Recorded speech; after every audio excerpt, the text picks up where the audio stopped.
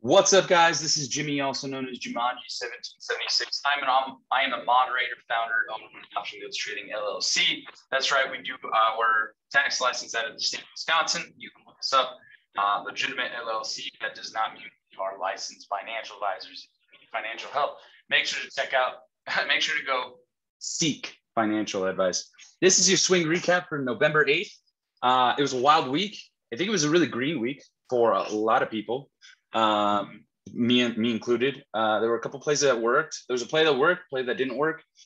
Selling premium on Fridays has really been working out for us. We're about to go through stock. I'm about to show you. So make sure to check out our website right here at Option Goats Trading. If you go down here to stats, if you join free, this will take you to our Discord that looks just like this. And if you sign up for the OG Prime membership right here, you would get it's $60 per month unless you use the code SPRING30, which means you would get $30, $30 each month for 3 months. So if you have a question, feel free to go to the bottom of our website.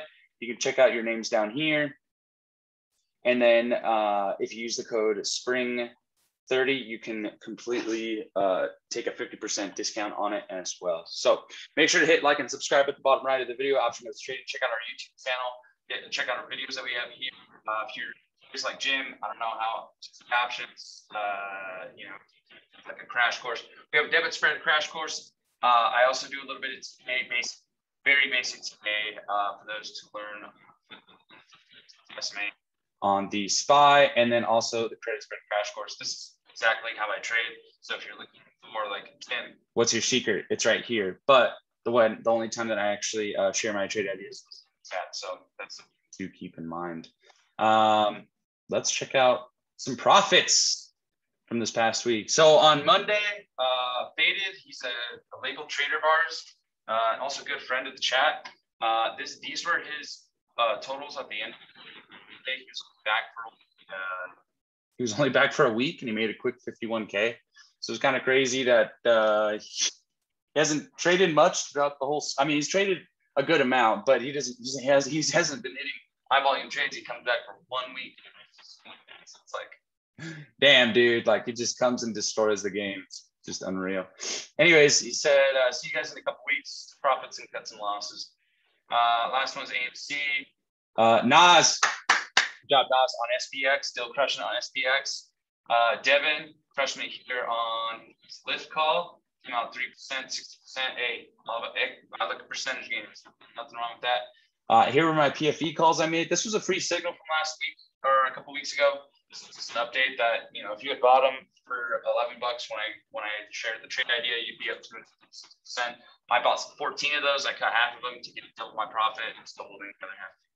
More than double my profit. So those are good positions that I'm keeping on. I'm going to keep holding. Here's Nas again. Nas. Damn, dude. 277 on this day. I know exactly what happens later this week. That's okay. All right. Snap. 15% gain on that one, Devin. Nice job. AES, killing it. We've been sharing the cheaply spot through TradeFix. So TradeFix is our bot provider. We'll talk more about that later. He cheaply ended up being up $160, 160%, which, you bought 10 of these, would have doubled your money, So, keep that in mind. Great gains there, AES. Ghost, also killing it, went in on PFE as well. And it looks like he makes. Yep, bottom at 46, sold at 55, and then 87. So that's freaking golden, dude. That's awesome. Martil. Making 59% right here on AMD. I think he's even up more today. This was just later on this day. Ended up being up 80% on the call. Wow. Unreal. Nas. What the fuck, dude? Look at this. Look at this. Look at that. 879 in a day, bro. Man. Oh, man. You are killing it, bro. Killing it. Ghost making 447 on Amazon on Friday. And that concludes a week. That was a great week, guys. Not gonna lie. That was a good, solid week. Now we did have There was a play that I was planning on taking last Friday that we ended up not having to hold the entire weekend.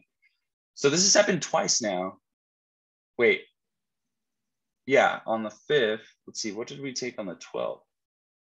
Oh, we have what we had on the 12th. Okay, so here was a play that we took as a cheap lead. It was XOM. It was called, it was 67. This is what it looked like on the chart. On the day I was looking at it, was this day right here. Right here. So hindsight's 2021, right? So here is the day that we decided to buy a call. It was dipping like this. It was moving, right? Up, up, up, up, up, up. I thought it was going to take a break above that, right here, right here. Bought the call, ended up just taking off. How much was it cheaply that I posted? 22 bucks. That was a max loss. That was a weekly. And what I was really looking for was a breakout from XOM, and might be the last time I'm ever going to trade XOM, to be honest. I've had a couple of guys on this stock that I just can't get it down. Whether it's trying to short like here and then it pops, or like buying the dip on one of these weird ways. And at this point in time, go back to XOM. Instead of buying that call, I should just take this out and then sell a vertical call spread. Call it good and take my chances on that. That would have been better instead of watching my money dwindle. But again, 22 bucks. We averaged down on it, so it ended up being like 30 bucks, but that's okay. All right. So then on Friday, also we bought another $100 of sheep. Oh no, that was already done. Oh, we added 10 shares of PDT. So now we have a total of 1,642. And this is where it's at on the chart right now. So it's leveling off, which is totally fine. If we ever get a breakout to like almost 18, that would be like solid day. So that's kind of what we're looking for right now, is for it to break out to the upside. If you don't know, I own a lot of shares of this because it pays me a very large dividend. So for instance, the dividend that I got last month, at the end of the month, here was one for $43. Here was another one for $115. So for $115. So keep that in mind. So that was the XOM. All right, and then we sold premium on TTCF on Friday. I really like this play. Like, I can't believe I got as much premium as I got out this way for the expiration that I got. Mostly probably because earnings is on this date. But even in the meantime, we caught it with enough time before earnings that we'll have an exit as long as it's at or the trade goes where we need it to go. So what was the play? So the play was TTCF, we're selling a put vertical spread, which is bull, right? We want it to stay sideways or go up. We're selling the 14.5 put, we're buying the 14 put, the expiration is 12.3. And the premium collection is, we sold 5 of them for 15 each. Now, I did try doing this on Robinhood and noticed that I got filled at 10. Whereas with Thinkorswim, I got filled at 15, both of them with just standing orders for longer than 5 minutes. That's a big difference between Robinhood and Thinkorswim. Just another point to, you can use Robinhood if you really want. Again, I'm not a financial advisor. Seek financial advisor, but I like Thinkorswim. Thinkorswim is the less shitty of the two. If you really want to get a good brokerage, go to like Interactive Brokers. That's probably better. But yeah, anyways, so we sold 5 of them. We sold premium of $75. Look how far down this is. Look at the history it has. It hasn't been down there since December of last year. It's coming down. It does look like it's in a little bit of a downtrend, but this might be a pop, or it's going to get another pop well over 1450 in my opinion. The only thing that would drive this down is if we keep the spread past earnings, which I don't plan to, and the earnings is so bad that it drops below the 14 mark, which would also be a very, very big drop. That would be like a drop all the way back to where it was before it started launching off. So I do think we're going to get another pop. At that point, we're going to be able to catch $50 out of the trade. That's the goal on this one. So we sold premium for 75 total right here. 75 total. If we can get 50 bucks, which I do think is very, very possible, that would be a perfect play. That's like a golden play. Love it. That's like, it's perfect.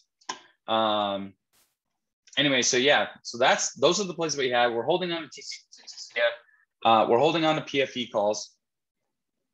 So let's check out PFE today. Also, it's Monday morning, so the market is open. PFE is consolidating a little bit up here. It's staying about the 50 mark. 50 is going to be a resistance before taking off again, if it takes off again. We do still have 7 of the calls for the 70 calls for March. Those were about $11 when we bought them. They're all the way pumped to about 36 a contract. So we're staying up, 250, 260% gains on those.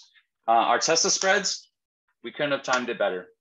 We literally could not have timed it better. I'm going to mark this on November 4th. No, was it this day? No, I think it was literally the top. Let's see. Let me check real quick. Actually, it's going to be right here. Let's check it out.